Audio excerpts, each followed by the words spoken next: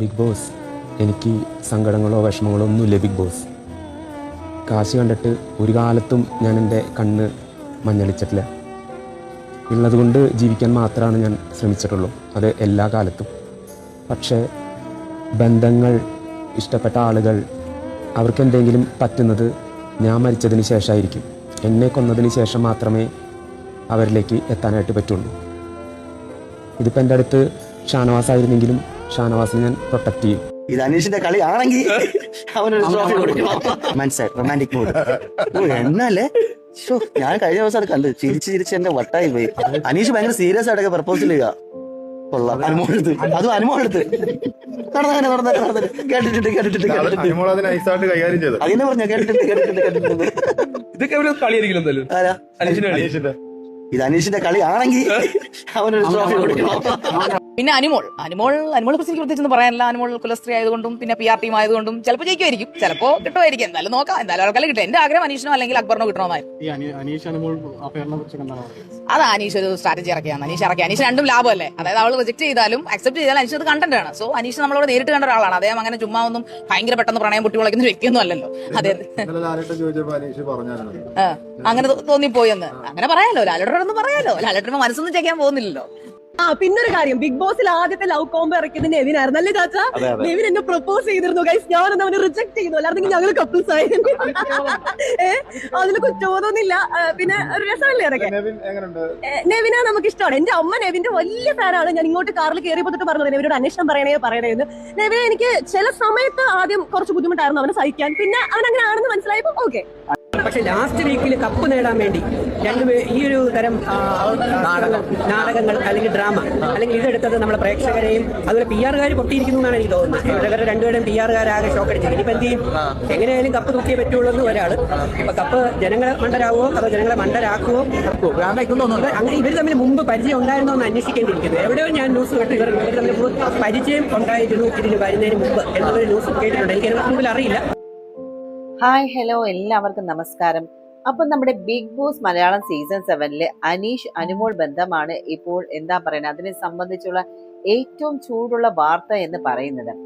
കഴിഞ്ഞ എപ്പിസോഡിലെ മോഹൻലാലും ഈ ഒരു വിഷയത്തിന് കുറച്ചധികം സമയം കൊടുത്ത് സംസാരിച്ചത് കൊണ്ട് തന്നെ അനീഷിന്റെ പ്രണയം നിഷേധിച്ച അനുമോളെ വില്ലത്തിയായിട്ടാണ് സോഷ്യൽ മീഡിയ ഇപ്പോൾ ചർച്ച ചെയ്യുന്നത്. അനീഷിന് പ്രണയം തോന്നാനുള്ള എല്ലാ സാഹചര്യങ്ങളും അനുമോൾ ഒരുക്കി കൊടുത്തു എന്നും നോട്ടം കൊണ്ടും ആക്ഷൻ കൊണ്ടും അനീഷിന് പ്രതീക്ഷ നൽകിയതിനു ശേഷം ഇപ്പോൾ വിവാഹം കഴിക്കാൻ താല്പര്യമില്ല എന്ന് പറയുന്നത് അനുമോളുടെ ഗെയിം സ്ട്രാറ്റജി ആണെന്ന് വരെ പറഞ്ഞു പരത്തുന്നവരുമുണ്ട്. അനീഷും അനുമോളും നല്ല കോംബോയാണ്, ഇരുവരും ഒന്നിക്കണം, അനുമോൾ യെസ് പറഞ്ഞാൽ അതിമനോഹരമായിരിക്കും എന്നൊക്കെയുള്ള അഭിപ്രായമാണ് കൂടുതലും. അതുകൊണ്ട് തന്നെ ഇരുവരുടെയും ബിഗ് ബോസ് നിമിഷങ്ങൾ കോർത്തിണക്കി വീഡിയാക്കി ഇറക്കുന്നവരുമുണ്ട്. അനീഷും അനുമോളും നല്ല മാച്ചാണ്. പക്ഷേ വിവാഹത്തിലേക്ക് എത്തുന്നതിന് മുൻപ് മറ്റു പലതും അറിയേണ്ടതുണ്ട് എന്ന് വേറൊരു പക്ഷക്കാർ പറയുന്നുണ്ട്.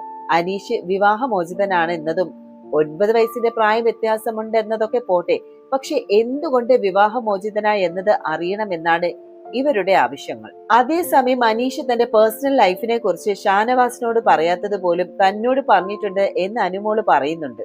ഈ ബന്ധത്തെ പിന്തുണയ്ക്കുന്നവരും പ്രണയം നിഷേധിച്ച് അനുമോളെ വില്ലത്തിയാക്കുന്നവരും ചിന്തിക്കാതെ പോകുന്നതൊന്നുണ്ട്, ഒരു പെണ്ണിന്റെ മനസ്സ്.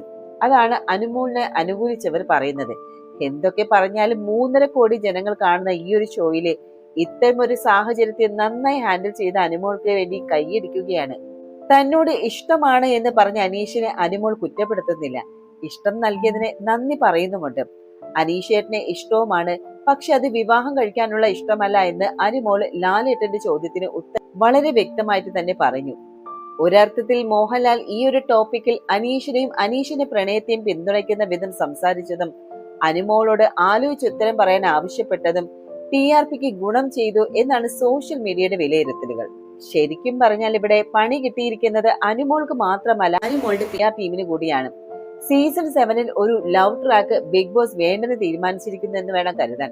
വ്യത്യസ്ത ഏജ് ഗ്രൂപ്പ് ആളുകൾ നോർമൽ ലവ് ട്രാക്ക് സാധ്യമല്ലാത്ത രീതിയിൽ തന്നെയായിരുന്നു ഇവരുടെ ഈ ഒരു സെലക്ഷൻ.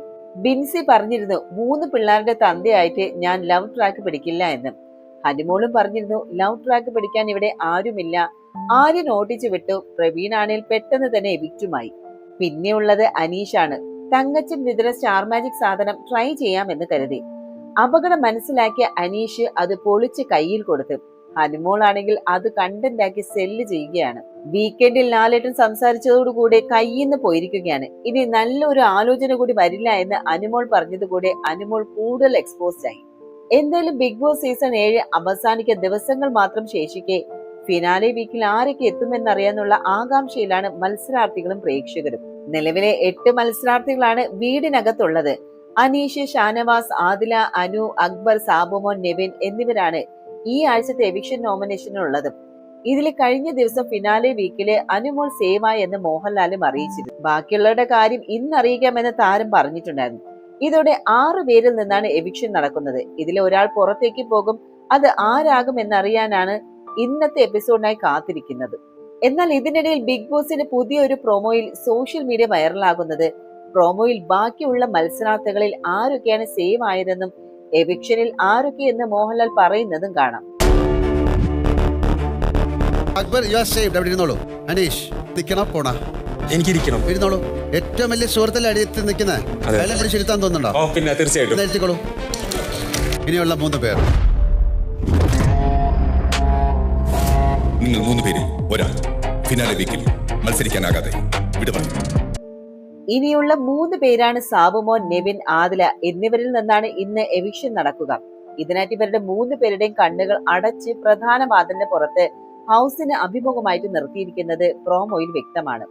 പിന്നാലെ വാതിൽ അടയ്ക്കുകയും ചെയ്യുന്നു. ശേഷം വാതിൽ തുറക്കപ്പെടുമ്പോൾ എവിക്ഷനിൽ നിന്ന് രക്ഷപ്പെട്ടവർ അവിടെ ഉണ്ടാകുമെന്നാണ് വീഡിയോയിലെ സൂചന. അത് ആരായിരിക്കുമെന്നറിയാനുള്ള കാത്തിരിപ്പിലാണ് പ്രേക്ഷകർ.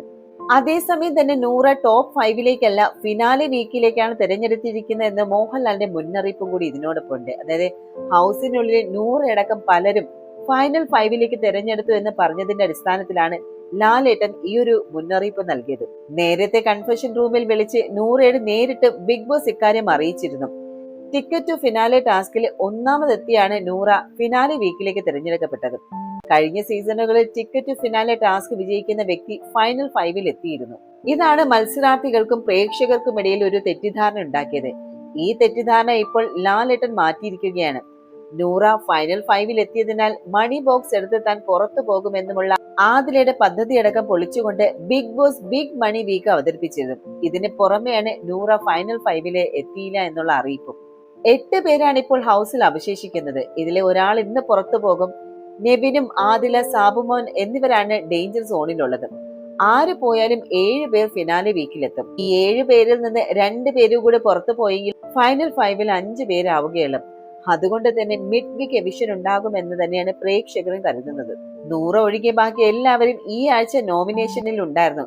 ഇതിൽ അക്ബറും ഷാനവാസും അനീഷും അനുമോൾ എന്നിവർ സേഫ് ആയിട്ടുണ്ട്. നൂറ നേരത്തെ സേഫായി. ബാക്കി 3 പേരിൽ ഒരാൾ ഇന്ന് നടക്കുന്ന എപ്പിസോഡിൽ നിന്ന് പുറത്താകുന്നത് സാബുമാൻ ആണ് എന്നുള്ള ചില അഭ്യൂഹങ്ങൾ ഉണ്ടെങ്കിലും ഇതിലെ സ്ഥിരീകരണമൊന്നുമില്ല.